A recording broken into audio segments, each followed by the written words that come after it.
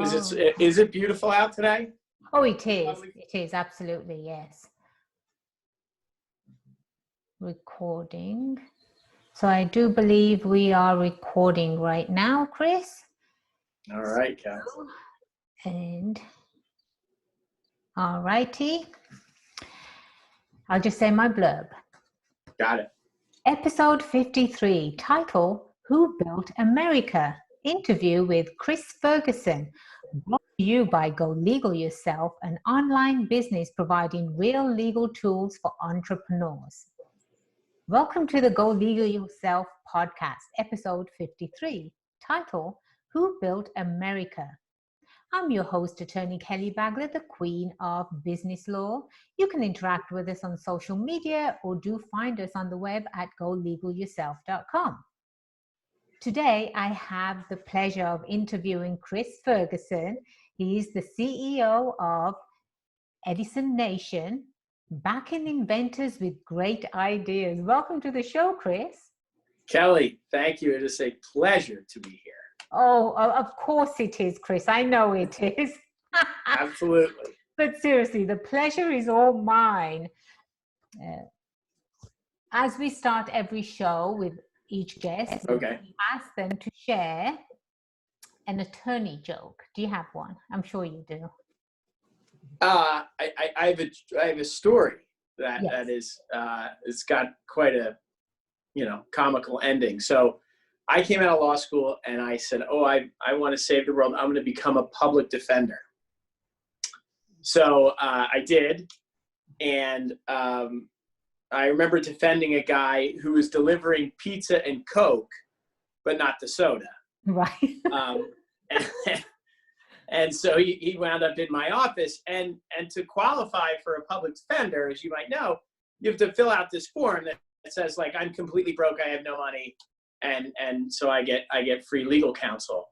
So I had delivered pizza, through college, and I was like, geez, I wonder what this guy makes. So I go to the back of the form and I start adding it up. And I'm like, wait a minute, this guy makes more than I do. So I realized I was a public defender, and I made so little, I qualified for a public defender. So that's when I pivoted, as they say, Kelly, and decided to find a new career path. And that career path became kind of helping entrepreneurs, and have done that for now, not to date myself, but probably 25 plus years. Right.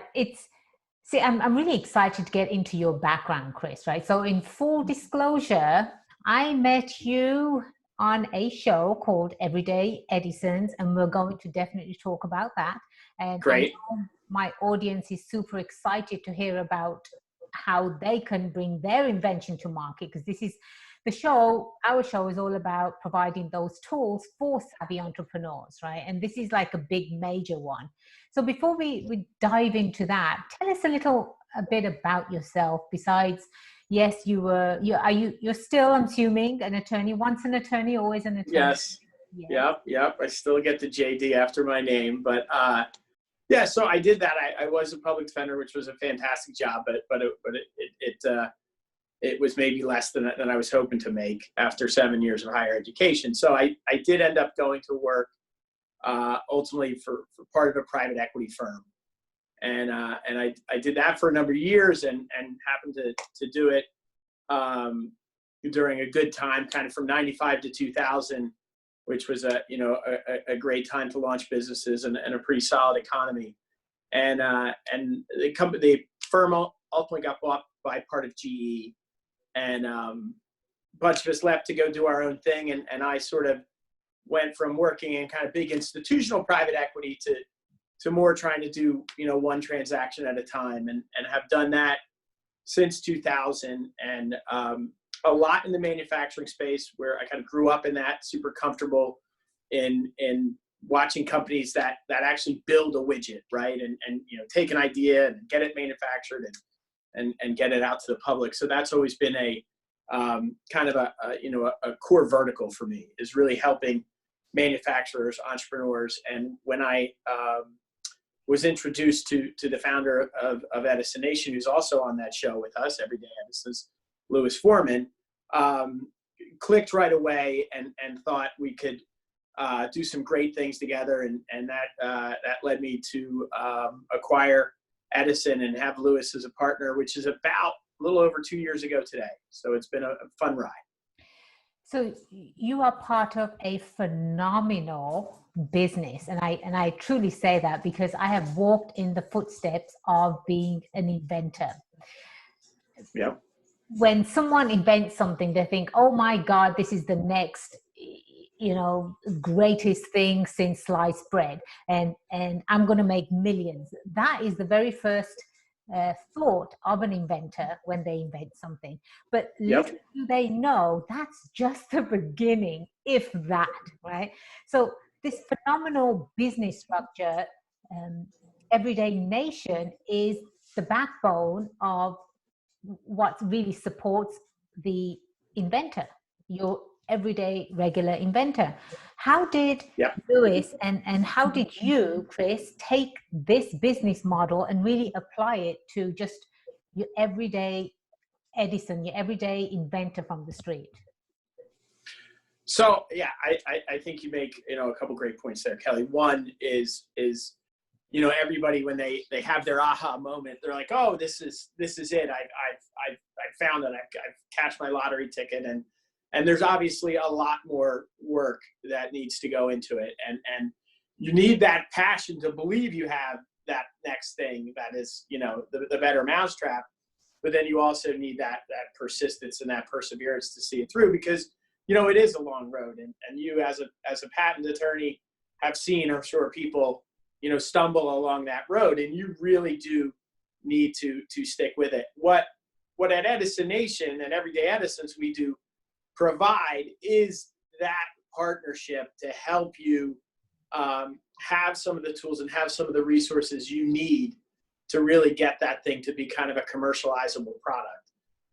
We wish we could turn every one of them into one, but we try to be that platform there that can help you get to that next level, be that kind of extra team and that extra push, which you need as an inventor. It's a very solo life as an inventor, and if you find people like yourself and other resources that can help you build out a team, you're going to have a much higher chance of succeeding and actually getting that product on a shelf, or a digital shelf, which is more the norm in today's world. But that's what you need. You need to have that extra part of your team, and at Edison Nation, we can help to provide that. Right. This is a great segue in actually jumping into Everyday Edisons. You are the executive producer of that show. So why don't you share with us, how did that show come about? How did you get involved with it? And where does it stand today? So Lewis, back in, I think it goes back to like 2006. So even a couple years before, the now infamous Shark Tank, Lewis and Michael Cable and a group came together and met with PBS. And at that time, obviously things like American Idol were pretty hot. And they had this idea of, why can't we do that kind of show, for inventors? And they were, able to do an amazing job that they did for 4 seasons. They had this great show where, thousands of people would, come to a casting call, rolling widgets in, and they would kind of take it in that 13 episode arc where you'd start with, just literally, hundreds to thousands of people and whittle it down till you watch that, that final episode to find out who was kind of the inventor of the year. And really successful, and really helped give people that perspective. What I love about the show and what really motivated me to want to bring it back is that idea that, not all of us will be a great inventor, right? But a great inventor. That's shocking, Chris. Come on, don't shock me like that. Are you sure? I wish I was able to grant that wish to everybody, but not all of us will be. But to paraphrase from, I think, the movie Ratatouille, but anyone can be a great inventor. A great inventor can be anyone, can come from any walk of life, any background, young, old, wealthy, or living modestly. It really doesn't matter. If you have that great idea, if you have that game-changing innovation, and you stick to it, you have to have that persistence. It is not, just a simple, easy thing. But if you do it, then anyone has that ability to be that great inventor. And all of those amazing inventions that we think about, not a lot of them came out of big, giant, R&D shops of the Fortune 1000. So many of them have come just from, that single entrepreneur, that single inventor with a great idea, and kind of really found it and pulled it off and got that to be something that is now part of our everyday lives. And that's what's exciting, is that it's that opportunity that we can afford to anyone to find it and really fulfill that dream. You and I met at the studio of Everyday Edisons, and I was so thrilled to be part of the whole experience and to see part of it. Stop, Kelly. You're the star judge on the thing, so more than part of it. Well, you are the breakout star of Everyday Edisons. Well, Chris, I was going to say modesty prevents me from speaking obvious, but thank you for saying that. and texting the mail. We had fun, and I think you'll see that on the show, which is what it's meant to be. It was such an incredible experience, Chris.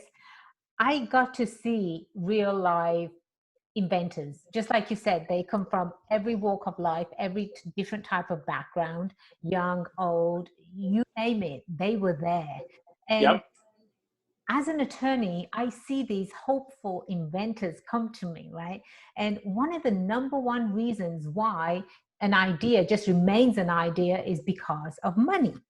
Just to go through the legal process itself, it can cost thousands of dollars, thousands, literally. And for you to provide that platform, I don't know if you understand what an incredible gift you guys are giving to the everyday Edison. So I thought that was the show where clearly I don't watch reality shows, right? Except for that one. But right, I don't watch these reality shows. And if it weren't for these reality shows, your regular everyday person would never be discovered. Their talent would remain hidden. Because one, they have no avenue to get to where they need to get the publicity. And you're providing that platform. I mean, I'm getting goosies just talking about it, Chris. So yeah, how is it that your team came together and you're providing this platform for these regular, ordinary inventors?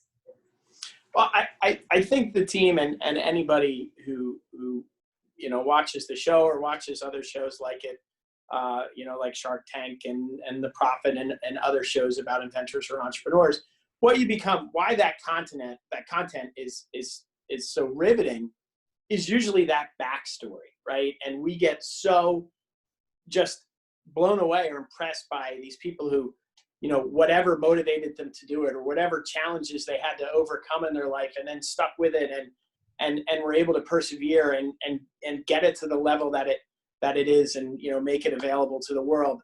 Those stories are so compelling that, we would get them inbound every day while people would submit ideas on the Edison Nation platform. And we became convinced that once again, we had to bring a new season back. And even we're talking about casting our season 6 now, which of course we'd loved you once again to participate in, Kelly, because you really were fabulous. The perspective that you gave to those inventors and the background that you provide from your expertise in intellectual property is so valuable, and it resonated, with all of those inventors, and every inventor should be able to, have access to that kind of expertise, which is truly, truly valuable, as you said, because you can make some mistakes and spend thousands and thousands of dollars the wrong way and then really hurt your chances. But it was the stories, right? That content is really, it's really engaging. We're like, you know what, we can't keep these to ourselves. We want to get that back out to the world and show that kind of cool, true American spirit of wow, I have this idea and I think it's game-changing innovation and I want to show everybody. And you know, when you see it, you as you've seen being a judge on our show, you want everybody to win. But that, unfortunately, you know, we do got to make it sort of some drama in it, and it is really a challenge when you see these people who have, you know, put in their blood, sweat, and tears, and we had to pick one of the three to be a winner for each episode. It's a hard thing to do when you see those stories, but even just getting each person out there to tell their story to the world is something we're super proud of, and we want to keep doing it.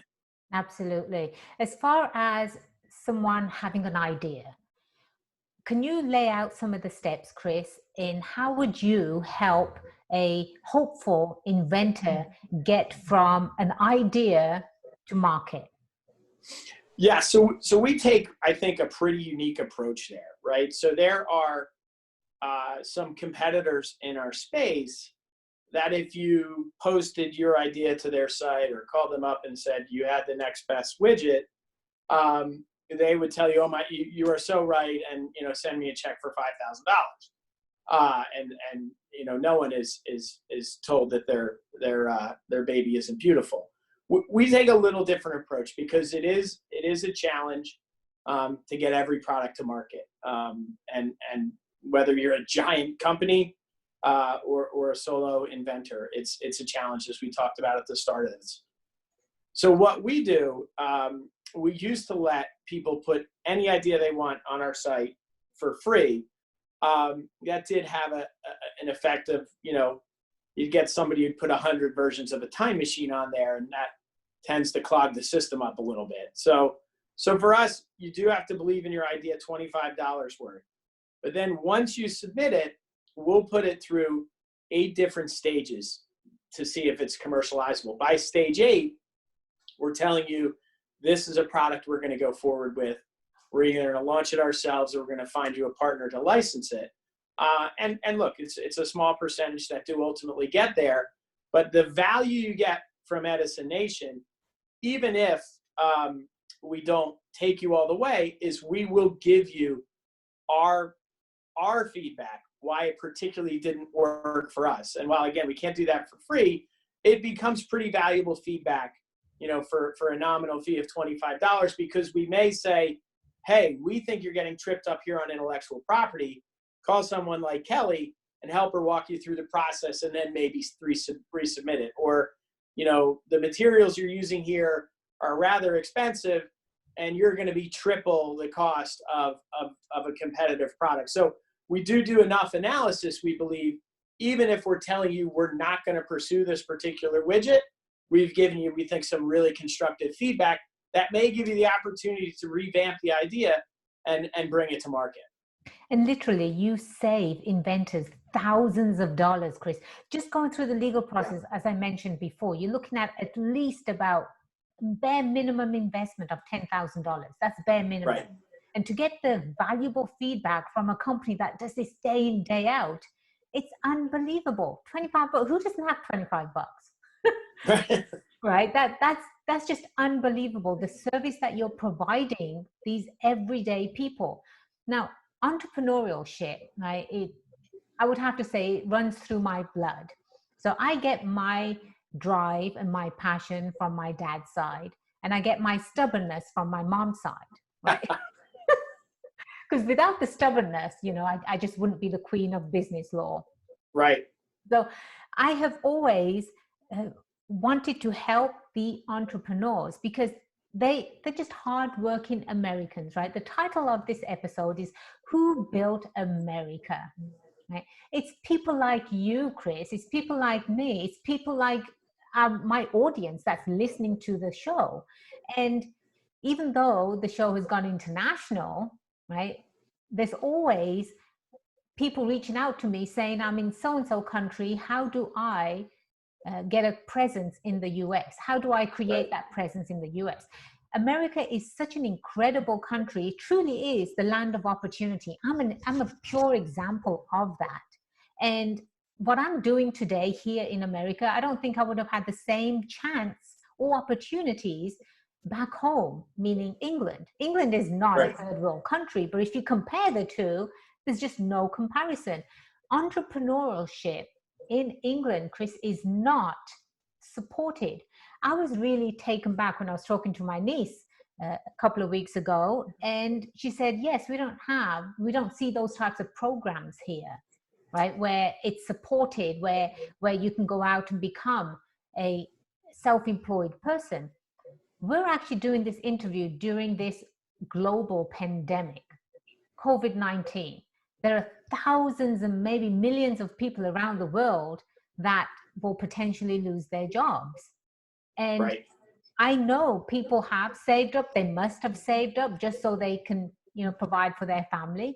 But this would be a perfect opportunity for those types of people to say, I've had enough depending on someone else for a job.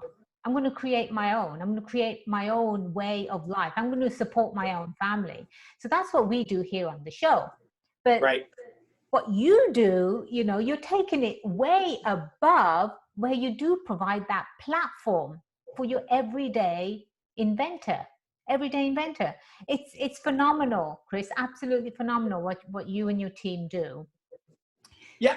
Well, hey, thank you, Kelly. We and so appreciate that. But I think you touched on a great point. That's right. That's the magic of America, and this current pandemic really begins to shine a bright spotlight on how many small businesses, how many of these people with that American spirit towards entrepreneurship have really driven the economy to this place that it was, with almost literal full employment before this pandemic hit, and then and quickly having to unwind that with kind of a whole global shutdown. But what inspires me that we can rebound from this is, to your point, right, that is uniquely American. That spirit, I think, over and above kind of any other country around, is that drive to want to be, hey, I do want to control my own destiny. I can, make this business work. I can drive this opportunity. I can develop this widget and get it out to the world. And that is something that really is makes you, wake up and be excited to do what we do every morning. And similar to what you do every morning is helping and guiding some people along that process. Because that is one of those things that makes us great and unique here in America. Is it is hard for another country to just say, hey, we're going to adopt that true entrepreneurial spirit. It is ingrained. My father is an entrepreneur. His father had his own business. And so it is, it's really a uniquely American part of our culture. And I think it's what will pull us out of this current, rather insane crisis. Absolutely. I've been listening. So I love history, right? Absolutely love history. And you might hear some pitter patter in the background and some snoring. I promise you, Chris, it's not me. I've got 4 dogs, as you very well know. I very well know that. Yes, and they like to be, in the office providing their support. So that's the background noise that you hear. Absolutely. Your employees, I guess. Exactly. But I wanted to ask you about during the pandemic now, there are some businesses that are surviving because they think outside the box. They have the fortitude to do it. They've actually planned ahead. Fancy that, Chris, planning for your future of your business. Isn't that a novelty, right? They've Absolutely. actually planned for the future of their business. But your business is thriving during these times. You are actually at the vanguard of providing PPEs. Yeah. Right. Yeah, so how did you clearly, because of the excellent planning that you've done, but how were you able to shift so quickly to accommodate everyone? Well, fortunately, we were lucky enough to have a division, Edison Nation Medical, which Lewis founded back in, I think, 2012. Prior to the crisis and the pandemic, we did put some products through there. Recently, we had something that helps children swallow pills. We had I need that. A walker that had a unique functionality that it would if you were sitting down, it snapped down to your level and you could almost walk it back up to standing height, made by an MIT student, really, really smart young man. So, we always stayed, with our toe kind of in the medical space. We a little shied away from it pre-pandemic because some of those FDA issues and just the length of time and the cost to commercialize something in that space. A lot of times we would choose something that had a few less hurdles to be commercialized. But we had those relationships and we've been in that space for quite a period of time. So, when the crisis hit, we, along with, I'm sure, a huge bunch of other suppliers, were inundated with requests to supply those type of crucial PPE products, sanitizer, et cetera. And, being nimble, we were able to, to pull our team together and shift a little from making, awesome products like you have the one behind me, which actually sells pretty well in the pandemic. It's a little arts and crafts thing. Oh, yeah. But we were able to shift and have a supply chain up pretty quickly. I mean, that's the exciting part about being pretty nimble, where some other larger organizations, to be able just to go through the decision tree to sort of create a new supply chain, it can take them quite a while. For an organization like us and other more entrepreneurial businesses, look, when a supply constrained opportunity arrives, it's a unique situation. I remember I was a very young child when my dad was running Ferguson Containers, and there was a thing called a paper shortage in the 70s, and hundreds of orders would come in a day, and of course you couldn't fulfill them due to the shortage. But it was I remember a fun time, my father said, because it was that one time when the supplier has the leverage. And so we are a fortunate recipient of that reality right now. We are helping people. We are, helping some counties by you. Orange County is one of our customers. And, that is a unique situation for an entrepreneur to be in when it's a high demand situation, because 99% of the time you're really chasing customers, and in this situation you're inundated with more customers than you could hope to supply, and that has that's been a very different process for us. But we're up, we're running, we're shipping things every day. It is nice to feel we're helping out in this crisis to the degree we can. All things being equal, I hope that side of our business is out of business sooner rather than later, because I'd love a vaccine or whatever we need to get this back to normal, so that we're back to seeing life kind of go somewhat back to what would be a new normal. The interesting thing, though, is just like we adapted, many of our innovators and inventors are sending in great ideas for what is the new normal and kind of the current or post-COVID reality. And that's exciting. Again, when people immediately see, hey, this is how the world has shifted, and let me find some products that fulfill that new reality. And we get to see those every day. That's fantastic. I think one of the major lessons that entrepreneurs can learn from this global pandemic is really, you do have to do some future planning for your business. You do have to think outside the box. Just as you did, you do have to provide a different, you have to have a different arm to the services that you provide, just in case something might happen, right? Absolutely. So this is a great lesson for entrepreneurs to learn from. Last question for you, Chris. All right. So if you could do it all over again, what's that one thing that you would do differently? Oh, wow. That's really interesting. There's one that always particularly comes to mind. I was pretty young. I was just starting out in private equity, and I met Steve Case, the founder of AOL.